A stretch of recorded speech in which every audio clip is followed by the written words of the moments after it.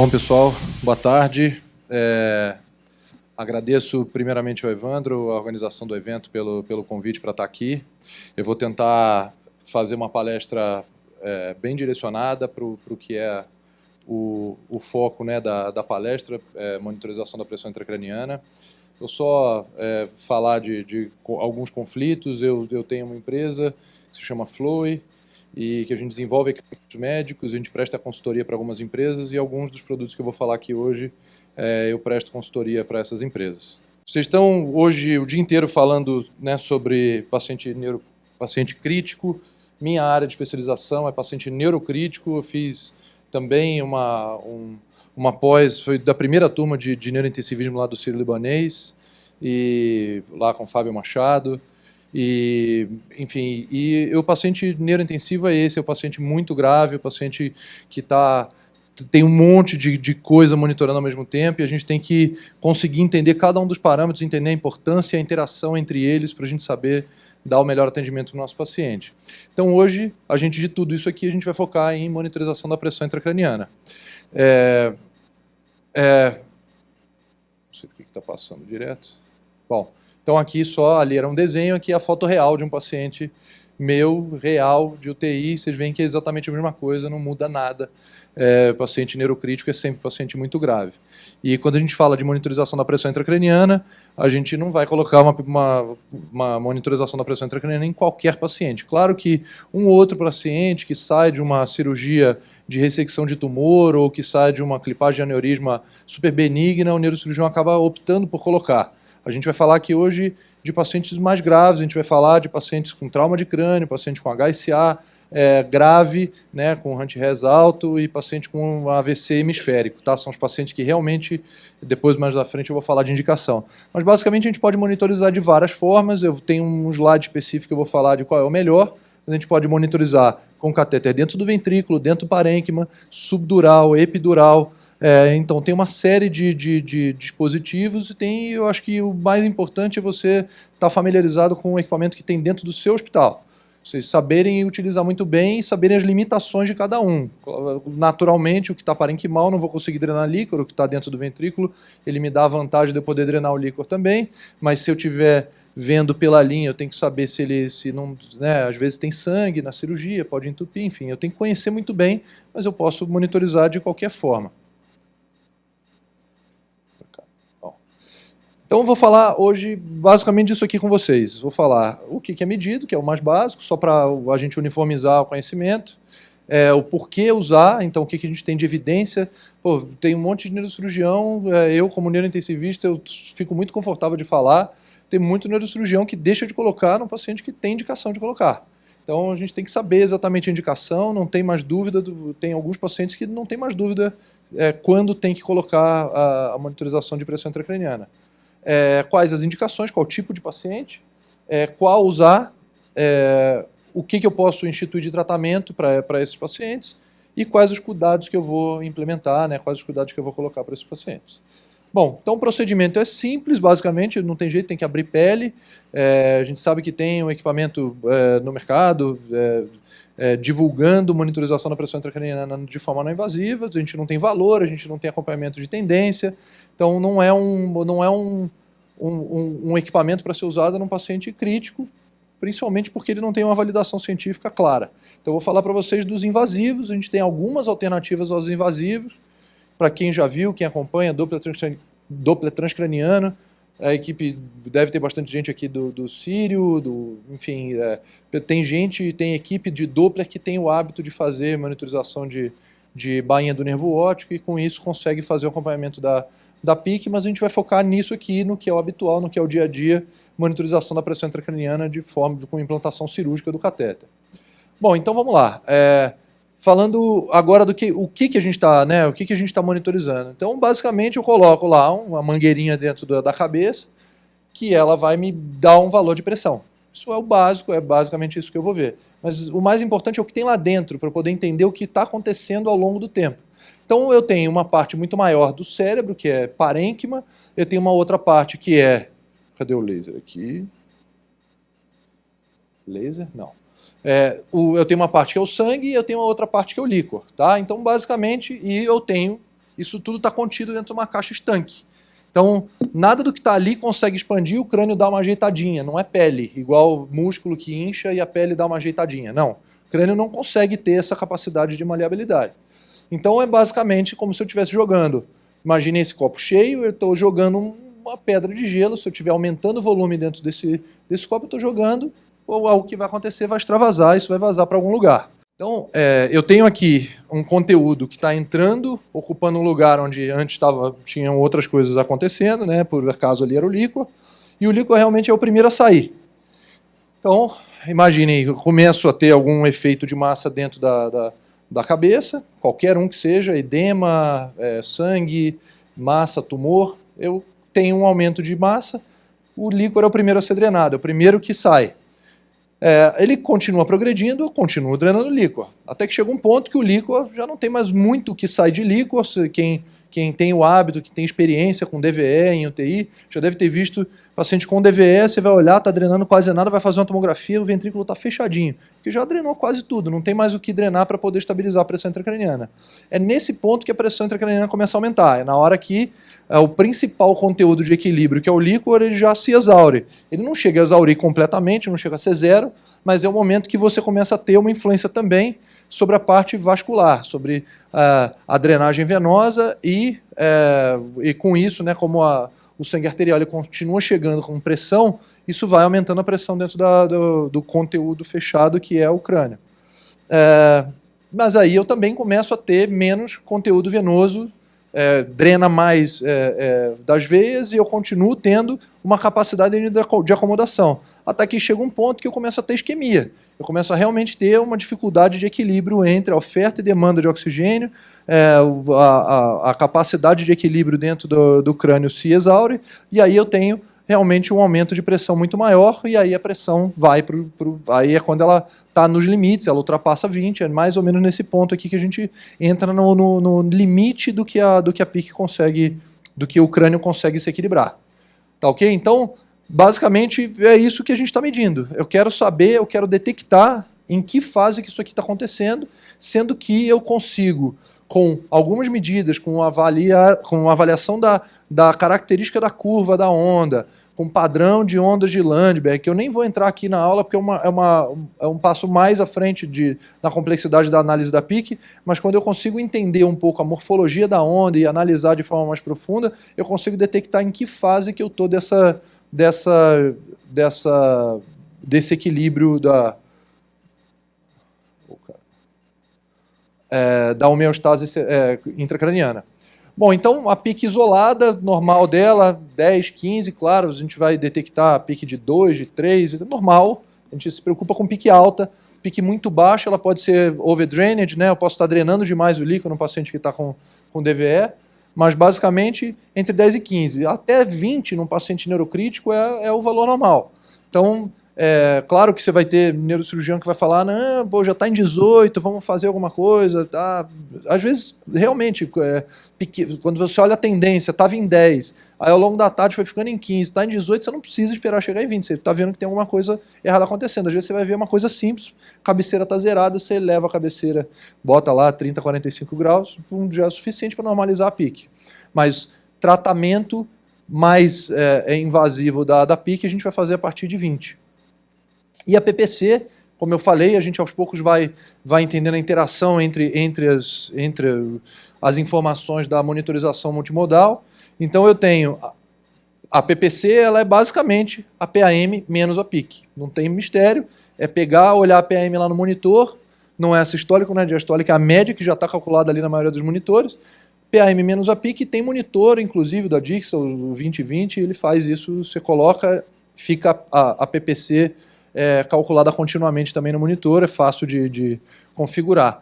Então, o ideal é manter acima de 65, tem estudo que fala de 60, mas 65 é o mais seguro, e com isso eu posso fazer um equilíbrio. Se eu estou vendo que a PIC está muito alta, mas o paciente está mantendo uma PAM relativamente boa, eu ainda sei que eu estou tendo uma pressão de perfusão cerebral, que é o que a PPC está, né, a PPC é pressão de perfusão cerebral, eu estou querendo ver a capacidade de oferta de oxigênio, o quanto eu estou ofertando de oxigênio de sangue para o cérebro, mesmo com uma PIC mais alta. Tá? Então, é importante vocês começarem a absorver esse conceito de que não adianta ver só a PIC. A PIC isolada ela dá uma informação relevante, mas a PIC mais a PPC ela é mais importante do que a PIC isolada. Tá?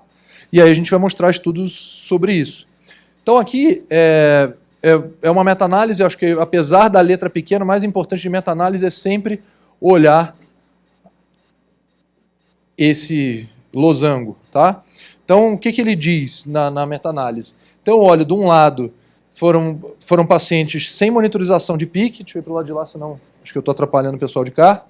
Então do lado de lá, a PIC não foi monitorizada, e do lado de cá a PIC foi monitorizada. Uma coisa interessante para vocês olharem no gráfico de meta-análise é o seguinte: tudo que encosta na linha central significa que eu posso ter tido uma tendência de que o resultado do estudo fosse positivo, mas se ele tocou a linha central, significa que o intervalo de confiança do estudo não foi suficiente para ter um P estatisticamente significativo.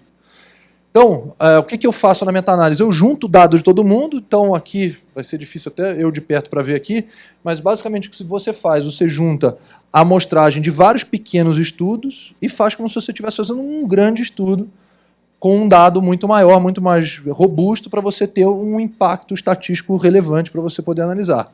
E o interessante quando você olha aqui na meta-análise é que no começo, você tinha estudos bastante divergentes. Você tinha estudo positivo, negativo, positivo, neutro, mas aí a gente começou, a partir daqui dos anos, do meados dos anos 2000, depois de 2010, a gente começou a ter estudos muito mais tendendo à positividade, tendendo a fortalecer a teoria de que monitorizar a PIC ela é relevante, ela aumenta a sobrevida dos pacientes. E isso isso foi discutido inclusive na meta-análise, que muito provavelmente pela capacidade de aprendizado de toda a equipe multidisciplinar da UTI, de entender o momento de avaliar o dado, de intervir no paciente, mas também pela melhoria tecnológica dos equipamentos que vêm sendo desenvolvidos ao longo dos últimos anos. E aqui é o gráfico exatamente que mostra isso, que nos anos 70, a mortalidade dos pacientes, mesmo usando PIC, mesmo nos estudos positivos, a mortalidade ainda era muito alta, e que ao longo dos anos essa mortalidade vem caindo, e a partir de 2010 ela vem chegando a bem mais baixa, a partir do momento que se estabilizou a tendência. Claro, tem um marco em 2010, que foi a recomendação do Brain Trauma Foundation, que é o American Heart Association de trauma de crânio. Tá? Então, a partir do momento que o Brain Trauma Foundation recomendou a monitorização de PIC para pacientes selecionados, que eu vou falar mais à frente, a sobrevida dos pacientes se tornou muito mais consistente. Então, aqui está a recomendação de hoje, a mais atual do Brain Trauma Foundation, mostrando que não só a PIC, mas a PPC monitorada tem um grau de recomendação alto e uma qualidade de evidência moderada. Moderada é o quê, gente? Para vocês entenderem, muito difícil em neurointensivismo você ter uma evidência, uma qualidade da evidência muito alta, porque você precisa cegar a maioria dos estudos para você chegar nesse nível de evidência muito alto, e que é muito difícil. Como é que eu vou fazer uma hipotermia num paciente sem a equipe inteira multidisciplinar saber que foi feita a hipotermia? É diferente de um comprimido que eu vou lá e dou um com pozinho branco, o outro com pozinho branco, e ninguém sabe o que tem dentro daquele pozinho branco. Aí é fácil cegar. Agora, em intervenção em device, em intervenção com equipamento, é muito difícil você cegar, então sempre as recomendações elas ficam batendo. Então, moderado para device é muito bom. Tá? E agora sim, vamos falar das indicações. Então, para trauma de crânio, independente do mecanismo do trauma de crânio, tá? Pode ser qualquer um, a recomendação hoje é de que você, para qualquer paciente com tomografia, mesmo com tomografia normal, tá? Porque pode ser lesão axonal difusa, que é uma lesão que é difícil de se detectar na tomografia, só daria para ver na ressonância, principalmente nas fases agudas. Então, por causa disso, mesmo na tomografia normal, paciente com Glasgow menor ou igual a 8, para todos os pacientes com trauma de crânio você tem que monitorizar a PIC. É indiscutível. Qual é o asterisco que a gente coloca nisso? Menor que 8 inclui Glasgow de 3 com pupilas A reativas, pacientes sem prognóstico nenhum. Esse paciente não faz sentido colocar realmente. Agora, qualquer paciente que esteja com Glasgow de entre 4 e 8, tá? Porque isso não fica na recomendação clara, entre 4 e 8, e que o neurocirurgião acha que é um paciente que tem realmente chance de sobreviver, enfim, vale a pena colocar, tá? Bom, e aqui novamente só estou trazendo a mesma meta-análise para mostrar que para trauma de crânio a evidência é mais do que consistente, não tem discussão nenhuma. Agora, falando um pouco das evidências em cima do muro, eu já tratei muito paciente que eu convenci a equipe neurocirúrgica a colocar PIC na UTI, e o paciente acabou evoluindo muito bem, porque a gente conseguiu detectar precocemente efeito de massa, herniação, o paciente fez cranectomia, que o neurocirurgião estava um pouco mais resistente de fazer cranectomia descompressiva, que é uma outra questão, não deveria depender da PIC, mas enfim...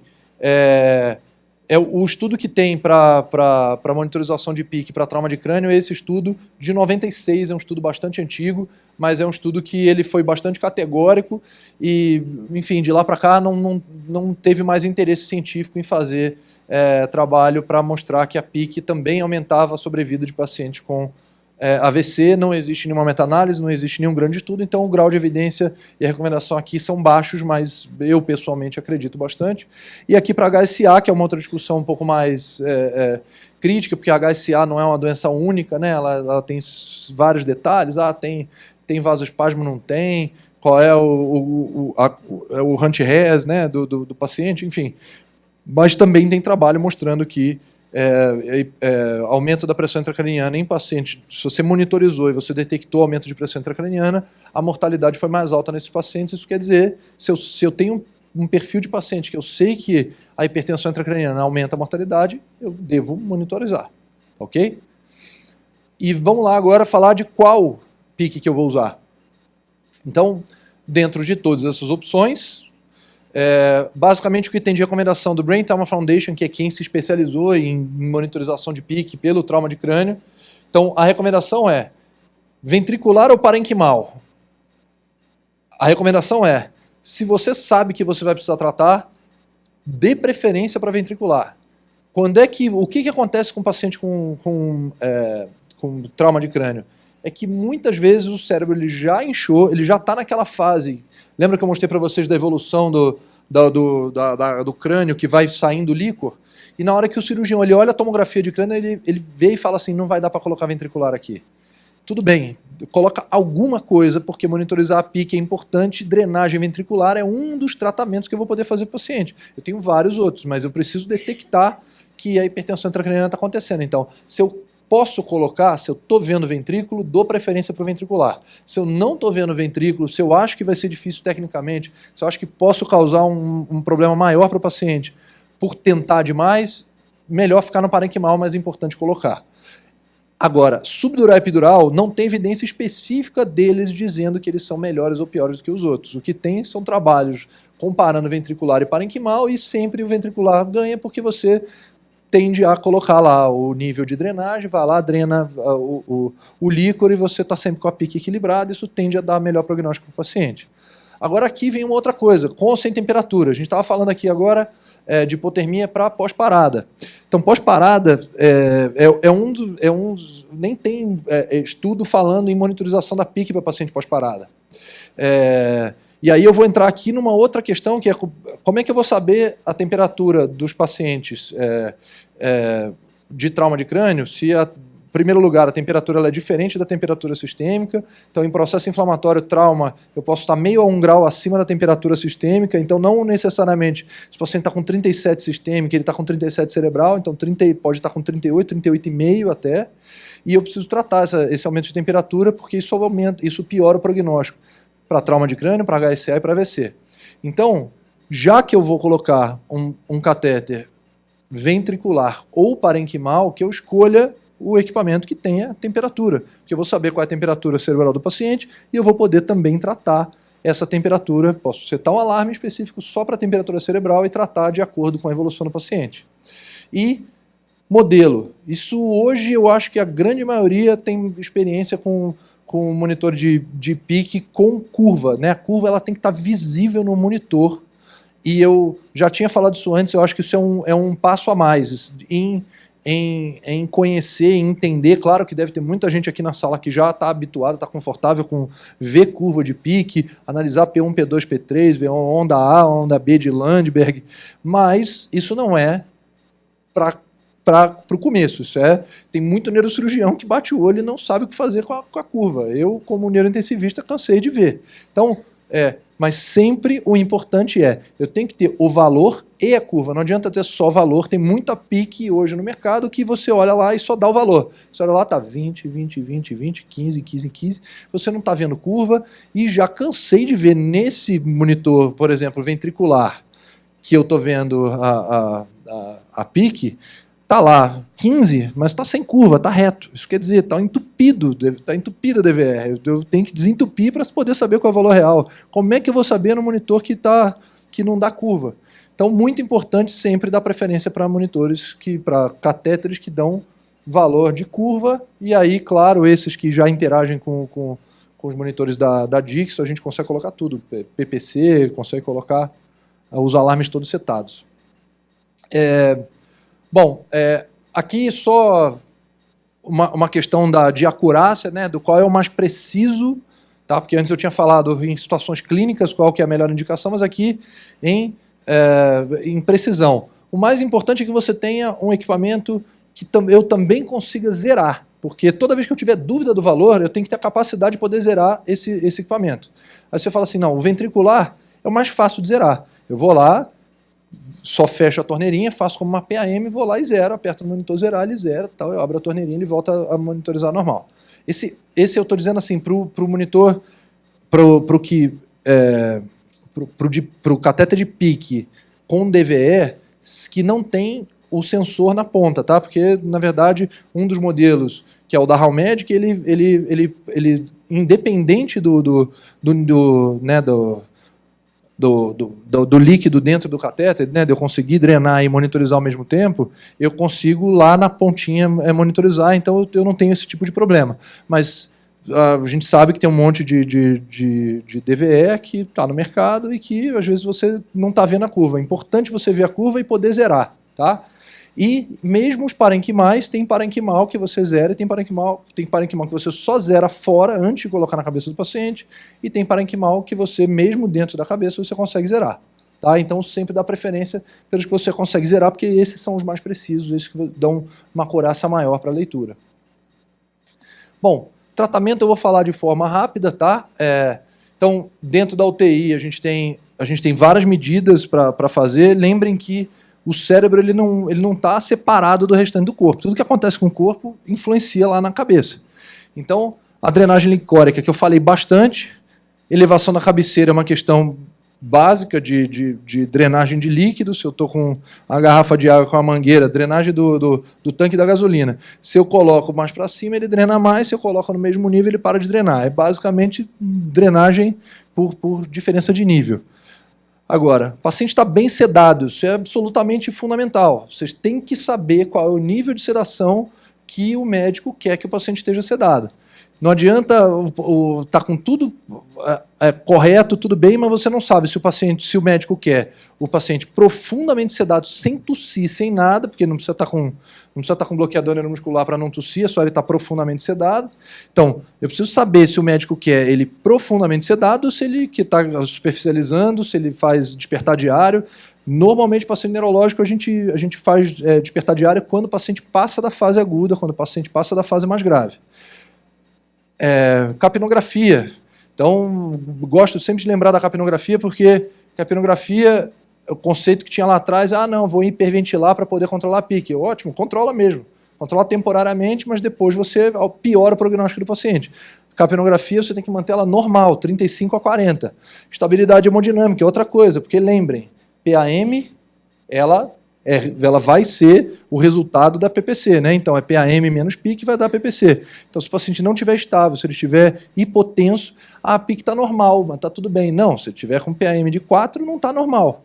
Eu sei que você já tem esse skill, você já tem essa sensibilidade de estar dentro da UTI, mas sempre é importante ligar, né, os sistemas junto com a PIC.